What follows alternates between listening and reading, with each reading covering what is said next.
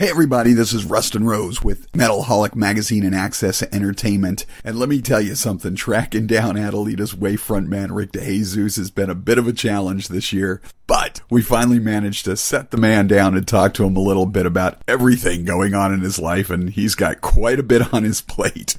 You know what other challenge I was dealing with too? I had a new baby. I have a newborn baby now. I know. I was going to say, congratulations. You've got so much going on. The brand new baby, of course. You know, and of course with the band, you guys just finished the tour with the Snowcore tour. The pledge campaign goal was met. The new EP Deserves This came out last week. It's like you got to be on cloud nine. We're working on our first. We're going to go over to the UK as well. So we're dealing with that right now on top of everything. So we're busy, man, and we're motivated and busy, and everything feels really good. Well, that's awesome, because last time I got a chance to see you guys was back on the Uproar tour, so it's been a minute since I've had a chance to talk with you and catch you live. As a matter of fact, I haven't seen you live as a four-piece yet. How has that sort of changed the dynamic for you guys? We're much tighter. We're much tighter as a four-piece. We're right now I think we're on top of our game the most we've ever been. It's like, right now we're a different monster than we were. I think we've taken a step up in our performance. The only thing that's different is obviously, we're not with Virgin Records anymore. Right. And I think the main reason for that is the state of rock and roll. Virgin loves us as for everything we've accomplished with them, but they're just really low on rock music overall. They pretty much offloaded their entire. They have no rock bands anymore. They offloaded their entire rock roster, and for a minute we were still there. Right. And we were just like, hey guys, we don't want to be the only band on the roster. You know what I mean? So we were able to work a deal with them out where they let us go and go somewhere that wanted to do rock and roll, and that somewhere was ourselves. Right. I feel like we did the pledge campaign. We raised real money, and right now, we're as much a player in the game as anybody. I think. All these indie labels, the 11-7s and the E1s and all those labels, we're highly competitive with those guys as far as what we're going to be able to accomplish. I got to be honest. Last year when you guys released your third album, Stuck, I know you guys put your all into your music, and I got the sense after its release that somewhere between finishing the record and the label releasing it, let's just say they fucked with the magic. Is that a fair assessment?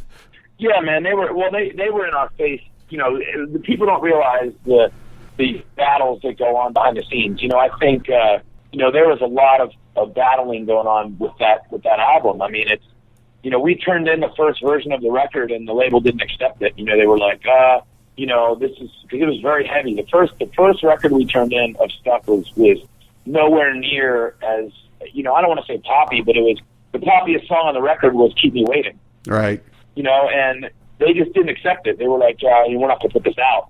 And they were like, you guys need to write some top 40 hits. This is what you need to do. And, it was very frustrating to us, but, you got to play ball in this business or you'll get buried. And that's the truth. No one realizes that. If we would have fought too much, if we would have, cried about it, complained about it, if we would have really, you bury your own grave, because these presidents, man, their egos are bigger than your band and they will not release your album.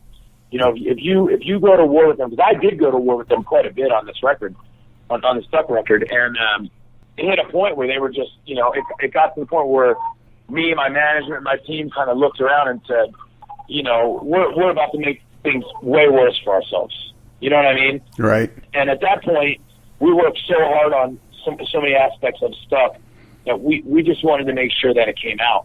And, that's when there's a couple songs on the record that we weren't very, I wrote them. I wrote all the songs. So it's not like some ghostwriter came in and wrote like Selena Gomez, you know what I mean? Like right. They do with her. I wrote everything, but they really were pressuring the direction of their 4 or 5 songs to be something that I don't want to sound very good at it, but it just doesn't feel like myself. And, even on our earlier releases, I wrote Last Stand, I wrote Closer to You. They didn't even want that. They wanted like 0 guitars in the song. They wanted a very string oriented. I mean, when you listen to Something More, you could tell that somebody was up our asses. Right. Well, and it's that there's sort of that double-edged sword with having the success, because you had quite a bit of radio success with Valedictorian, and then of course the label's like, repeat that. We want more radio hits like that. And no, they didn't even want that. They wanted top 40. They got greedy. They wanted top 40. They didn't even want, all of our dominance in radio happened with Active Rock, and they pretty much told us, like, look, you've already done that. We want you to dominate top 40. We want you to dominate, we want you to be on there with Imagine Dragons, and we want you to be on there with Pink and all, and the Stuck record should have never came out on a major label. Right. And honestly, too, we also experimented. You know what I mean? We made the record we wanted to make on Stuck in some aspects to where, we did things differently. We put Keep Me Waiting on there. We put, where I'm singing in a falsetto chorus. It's very Bee Gees influence, and we put the song Stuck on there, which is very 90s grunge influence. And, people wanted to hear, Sick, and people wanted to hear Collapse, and people wanted to hear me pissed off 24 hours a day. But, man, I'm a human being, and I have a lot of different emotions. And there's a lot of parts of Stuck that were us, we did exactly what we wanted. And then, I feel like if you change a song or two out on that record, people respond way differently to it. If we take out something more in one other song and we put one of the heavier songs on the record, then people are like, oh, Adelitas Way made a heavy record, man, it's awesome. But the label adjusts 3 songs, puts 3 pop songs on it, and then everyone's like, oh, they made a pop album. Well, and you've got to be able to do what works for you. So how does that come together in your mind on the Deserve This EP and what you're doing with this new record that I believe you're going to go in and finish recording in May, something like that?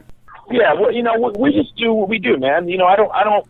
For me, writing is not rocket science. You know what I mean? It's my life, and a lot of people don't realize that either. Everyone has their own opinion of what they think you should be writing about, or what direction they think you should go, and this, that, and the other thing. And I've written songs the same way since day one. It's not because we changed any guitar players. It's not because we changed any members. Yeah, we have the influence of Rob Zakarian now playing guitar, but the band was also ready to take a leap on our own. We made the entire Stuck album and the Deserve This EP pretty much the way bands like that are influenced, were influenced by made their records. Nirvana, Soundgarden. These bands were in a garage, in a jam room, writing records, playing music. They weren't just sitting down for a 4-hour session with a songwriter. They weren't just banging it out because the record label told them. We crafted stuff. We crafted the Deserve This EP, every day in a jam room, and we took risks, and we tried changes, and we tried doing a lot of different things. And sometimes you got to take risks to separate yourself. We don't want to be compared to every single band that's in Active Rock. When people start saying, oh, I love you guys and Pop Evil, it's like,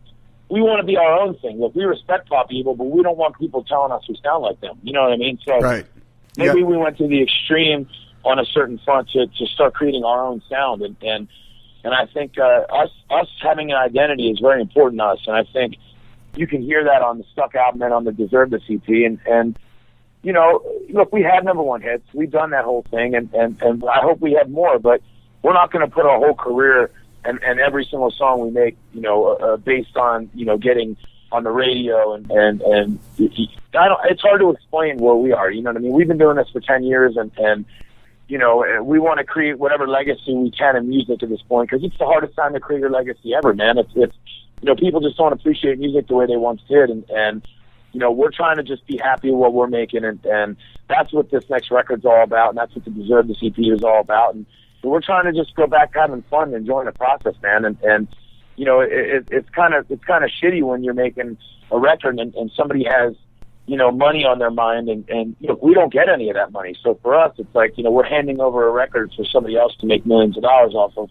And the whole process, they're so involved with it because they want it to make millions. They want it to do a certain thing for them, and it becomes about them. It becomes about the record company. It becomes about the president.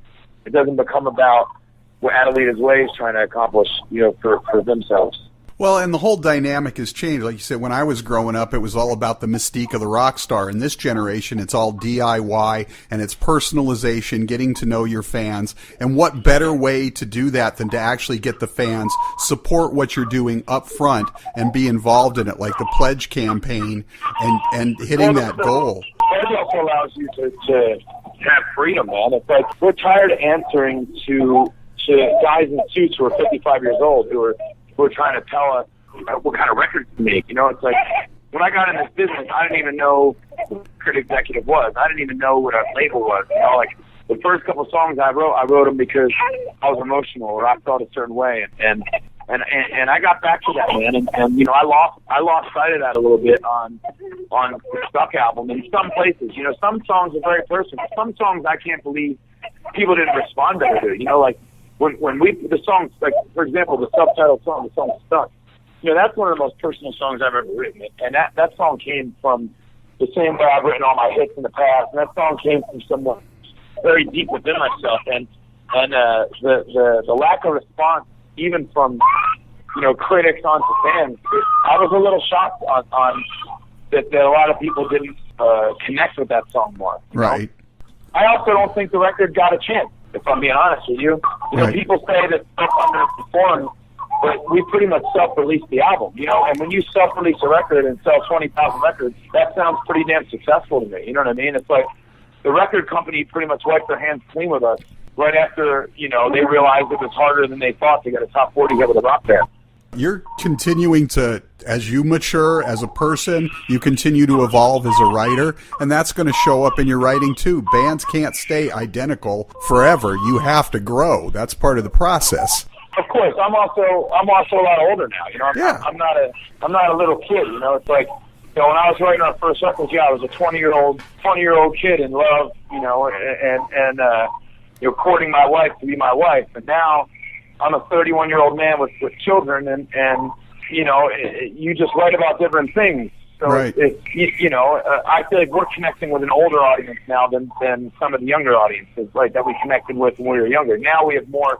I look out in the crowd, and it blows my mind because I see a mixture of 18-year-old girls, 21-year-old girls, and then I see 56-year-old men. Absolutely, and it's great to have that appeal.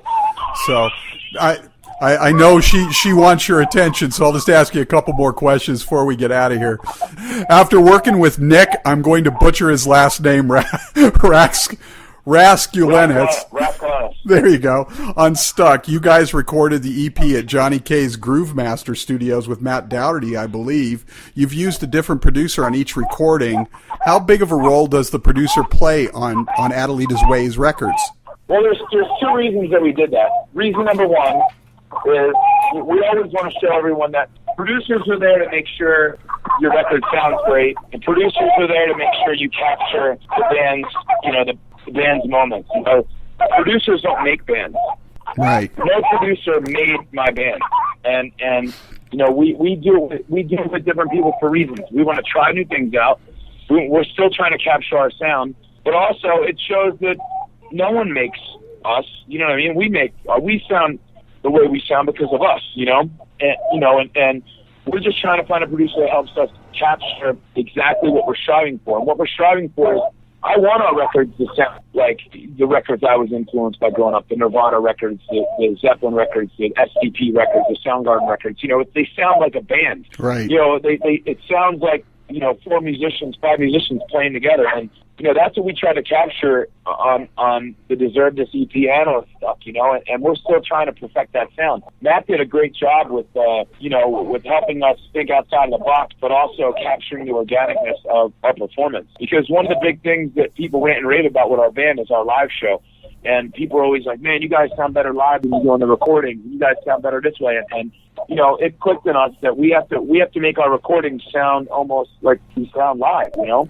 Yeah, you guys have a very, very powerful sound live, and that's one of the reasons you've gained such a broad audience is people respond to that so well. Yeah. Yeah. Now, before we get out of here, I mean, I can't believe that Adelitas Way's music's never been overseas. That's one of the great things that's going to happen now that you're in control. But now that you're 100% in the driver's seat, how do you move forward free from the constraints of an unsupportive record label? You know, it feels good because we're going from an unsupportive record label to a support. You know, we're so hands-on that we feel like we finally have support. You know, and it's, you know, we're already getting ready to go over to the UK. Our EP is already released worldwide. You know, we have people in Germany hearing us for the first time, and I think it's going to open up the doors. You know, people are going to listen to the EP and be like, okay, you know, I'm going to go back and listen to all these guys, you know, all these guys' records, and I just think that the vibe is way different. On Stuck, we felt stuck, man. We felt like we signed over our lives to someone that didn't care, man. And now our music's in the hands of us, and no one cares more than us. Right. I guess if Stuck was apropos, Deserve This is a fitting title for the EP as well, right?